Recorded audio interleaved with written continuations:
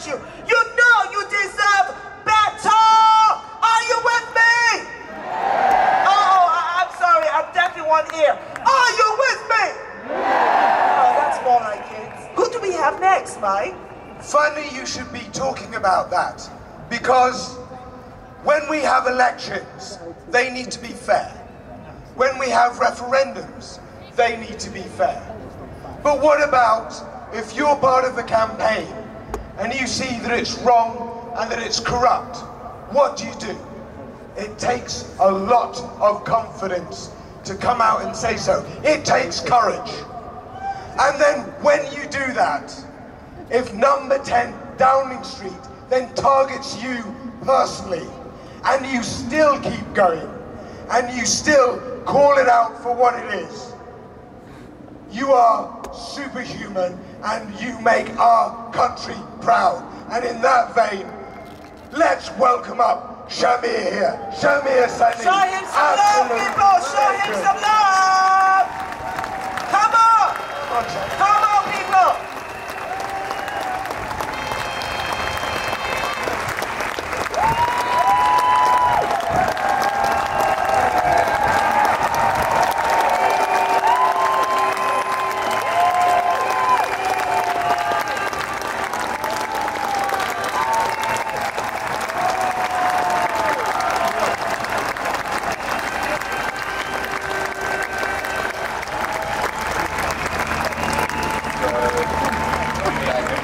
But I have 100 lawyers after my ass, so I'm going to read.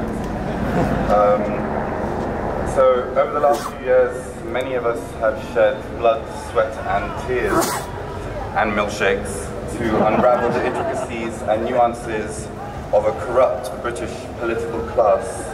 From the coordinated disinformation campaigns being run by lobby groups that back Boris Johnson, millionaire donor interests, all the way to white supremacists whose ethos is entirely based on fear and a final race war between Muslims and white men guiding Johnson's ministerial speeches. Whether it be myself, Carol Cadwallader, Open Democracy, The Byline Times, The Observer, Desmog, Doc Society, Christopher Wiley, Caroline Lucas Fairvote, and the hundreds of freelance journalists and activists involved who have tried our very best to show the British people that Britain can no longer be great under the rule of the Etonian elite. We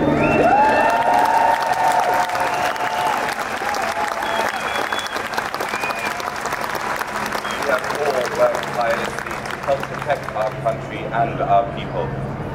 There is something deeply wrong with our system. We have seen the very foundations of democracy wither, age, and crumble. The very institutions that were meant to protect us are now failing to uphold not just the law, but follow through with basic administrative obligations. They are failing to hold our policy makers to account. They are failing to hold Downing Street to account. And in this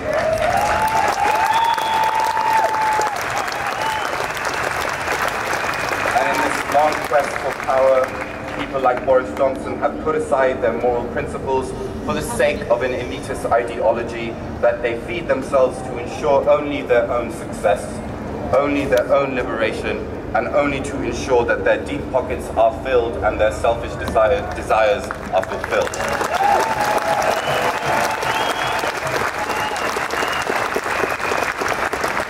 It is a hunger for power that is inherently, it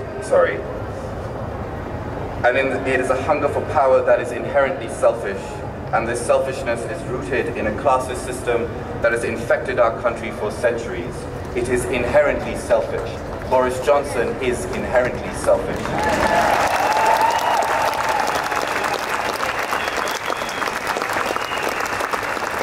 It is a hunger for power that is inherently oppressive. Working class people to LGBTQ communities that I belong to myself, have had to deal with policies that they were told would help them, protect them, liberate them. When in reality, this age-old British belief that only the Etonian can help us, protect us, liberate us, save us, is what has led us down this path of division, fear, and hatred.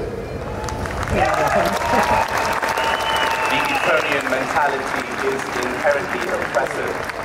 Boris Johnson is inherently oppressive.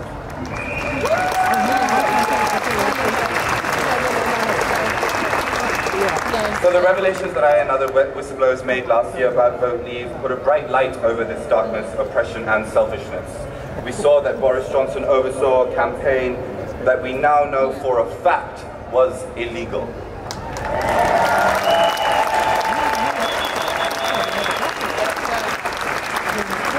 We saw that some of the most influential advisors in Westminster, many of whom are Boris Johnson's own advisors, participated in a scheme that led to the biggest electoral scandal in our history.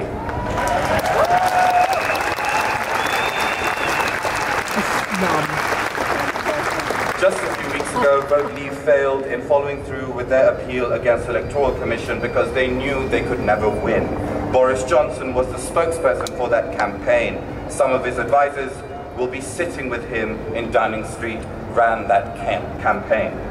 The same Brexit campaign that misguided, used and abused young volunteers to help them break campaign finance laws. The same campaign that stoked that same division and that same hatred and that same fear. The revelations we made uncovered the true scale of corruption riddling Johnson's world, riddling Britain. Boris Johnson lied to the British public and he lied to all of us. Yeah.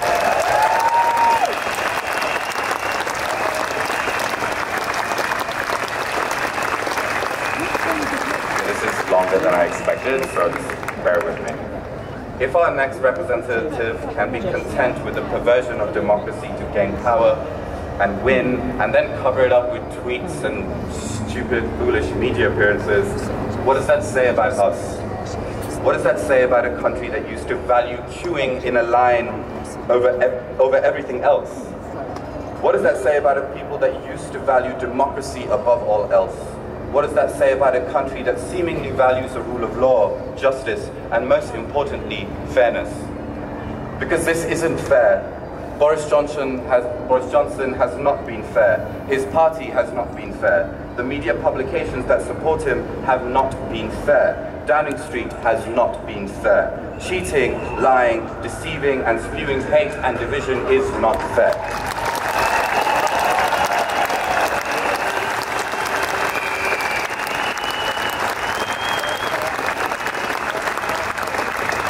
Britain deserves a Prime Minister that values the rule of law, unlike Johnson. Britain deserves a Prime Minister that is kind, unlike Johnson. The British people deserve a Prime Minister that values our children and their future more than they value lining their pockets through columns in newspapers like Johnson.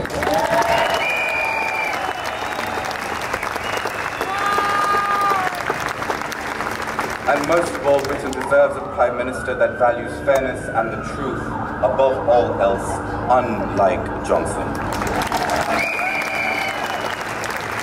We deserve a Prime Minister who doesn't deceive his people, who doesn't put the needs of billionaires and dodgy lobby groups before the needs of his people or their people. A Prime Minister who doesn't break that queue.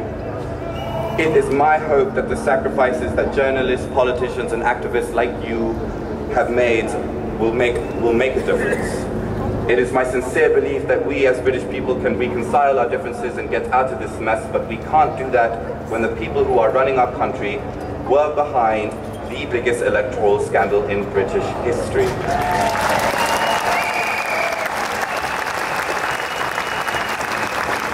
This isn't about right or left. Or just about Brexit or Remain. This is about choosing unity, equality, and the rule of law over the perversion of our democracy.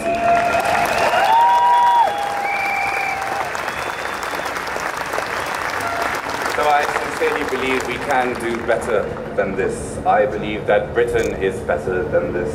I will leave you with a verse from one of the greatest British poets of our time. Rule number 2, don't make the promise. If you can't keep the deal, then just be honest. I could never die, I'm Chuck Norris. Fuck the government and fuck Boris.